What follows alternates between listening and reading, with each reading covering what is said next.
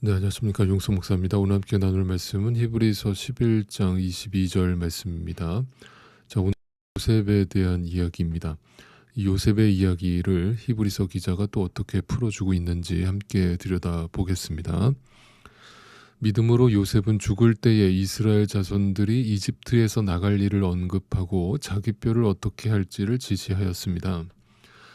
자, 역시 요셉의 인생도 이 한 구절로 요약되고 있습니다. 이 내용이 어떤 내용을 말하고 있나요? 네, 창세기 맨 마지막 장에 등장하는 그 요셉의 유고를 가지고 애굽 땅을 떠날 것을 유언으로 남기는 장면이죠. 자, 보십시오. 너무 좀 신기하지 않습니까? 여러분 요셉의 이야기를 다 읽어보셨겠지만 그 이야기가 얼마나 드라마틱하고 또 파란만장한 인생을 살았던 인물입니까? 그런데 믿음으로 이야기하는 이 히브리서 기자는 그 믿음을 설명하면서 요셉의 이야기를 이렇게 한 문장으로 요약 정리하면서 그가 어떤 대단한 믿음을 소유해서 그 죄수의 신분, 노예의 신분에서 애굽의 총리 자리까지 올라간 사람이다라고 소개하고 있지 않죠. 뭔가 요셉처럼 꿈을 꾸고 요셉처럼 믿으면 하나님이 반드시 축복해 주실 겁니다라고 말하고 있지 않죠. 왜 그렇습니까? 네, 요셉의 이야기는 전혀 그런 뜻을 우리에게 들려주는 이야기가 아니기 때문입니다. 자, 심지어 창세기에서조차 그것을 복이라고 말하고 있지도 않아요. 잠시 찾아가 보실 수 있기를 바랍니다. 창세기 39장으로 한번 가보겠습니다. 1절 2절이에요. 자, 요셉이 이집트로 끌려갔다. 요셉을 이집트로 끌고 내려간 이스마엘 사람들은 바로의 신하인 경호대장 이집트 사람 보디발에게 요셉을 팔았다. 주님께서 요셉과 함께 계셔서 앞길이 잘 열리도록 그를 돌보셨다. 요셉은 그 주인 이집트 사람의 집에서 살게 되었다. 자, 우리가 읽은 이 세번역 성경은 그 주님께서 요셉과 함께 하셔서 그의 앞길이 잘 열리도록 그를 돌보셨다라고 번역하고 있습니다. 그런데 이전 그 개역 성경에서는 이것을 어떻게 번역했냐면 하나님께서 그에게 복을 주셔서 형통하게 하셨다라고 번역을 했습니다. 즉 요셉이 종으로 팔려간 것이 형통이었다라고 해석을 한 것이거든요. 뭔가 좀 이상하지 않습니까?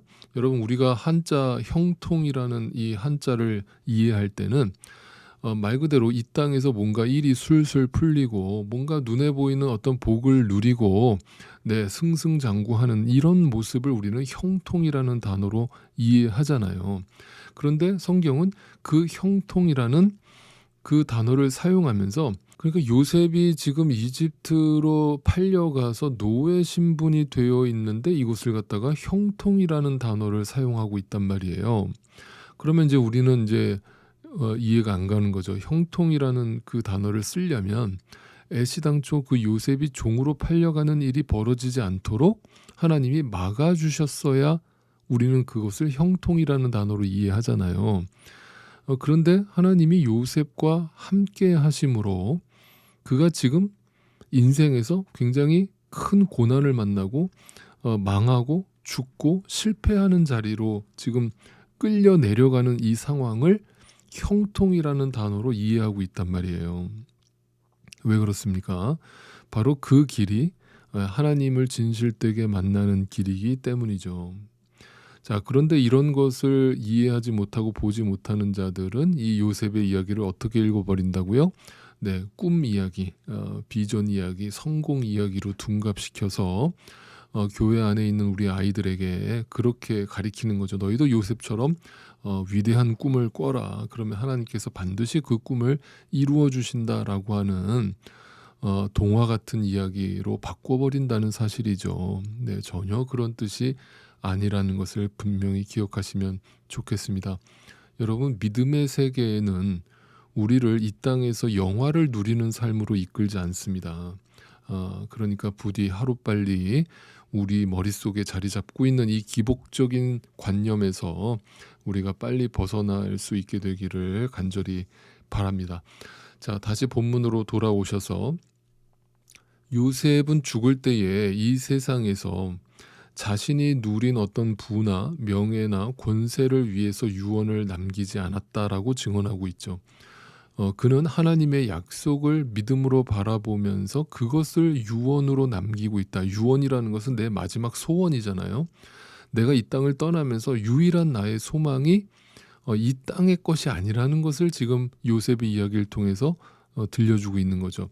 이처럼 믿음은 이 땅의 것이 아니라 하늘의 것을 바라보게 하는 것이죠. 하나님의 약속이 이루어지는 것이 생명이고 복이기 때문에 그 하나님의 약속을 마지막 순간에도 소망하고 있는 것입니다. 내가 이 땅에서 살아가는 모든 일과 내가 이 땅에서 누리는 어떤 지위나 신분이나 부나 명예나 이런 것들은 다 아무 의미가 없는 것이고 어차피 다 썩어 없어질 것에 불과한 것들이기 때문에 그것은 분명 복이 아니고 형통이 아니라는 분명한 인식을 토대로 해서 하늘의 것을 바라보고 하나님의 것을 소중히 여기는 그런 것이 바로 믿음의 행보라는 것을 보여주고 있는 것입니다. 그 하나님의 약속이라는 것이 도대체 뭡니까? 바로 예수 그리스도의 십자가 사건을 성취하는 것, 그것을 통해서 하나님이 하나님 되시는 것, 그것이 복이고 그것이 하나님의 약속인 것입니다. 그래서 그것이 믿음이 허락된 자들은 구약시대나 신약시대나 지금이나 그것을 복으로 여기고 그것을 믿음으로 살아간다는 것, 그것이 바로 형통이라고 성경이 말하고 있는 것입니다. 결국 그 하나님의 약속을 품고 사는 신자는 이 땅에서 자신이 죽어 없어질 흙에 불과하다는 사실을 늘 잊지 않고 망각하지 않고 살아간다는 것이죠. 자, 이렇게 아마 제가 말씀을 드리면 어떤 분들은 이렇게 반응하실 수도 있어요. 아이고 목사님, 그런 당연한 말씀을 하시나요? 우리가 다 그 하늘 나라를 믿죠. 또 예수 그리스도를 믿죠. 우리가 다 그 약속 안에 살고 있는 것 아닙니까? 무슨 그런 뻔한 말씀을 하십니까? 라고 생각하실 분들이 계실지 모르겠어요. 그러나 분명히 말씀드립니다.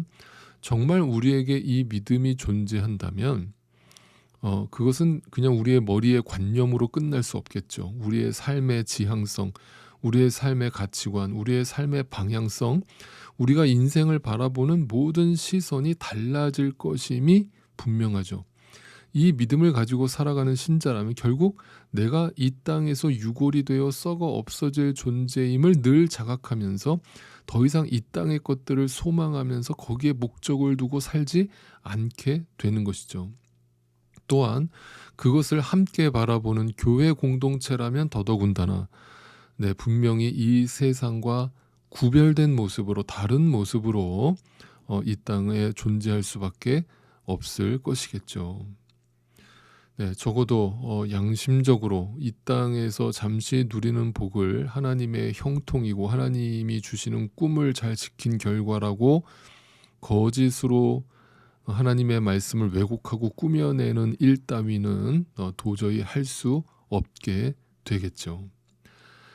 오늘도 부디 바라옵기는 자신의 해골을 약속의 땅으로 메어가게 함으로써 그 하나님의 약속 안에서의 죽음이 되고 싶어 했던 이것이 요셉을 이끌었던 참된 믿음이었음을 분명히 기억하시고 오늘 여러분을 붙들고 이끌어가는 것이 요셉을 이끌었던 그 믿음과 동일한 것인가를 말씀 앞에서 겸손히 다시 한번 확인해 보실 수 있기를 간절히 소망합니다.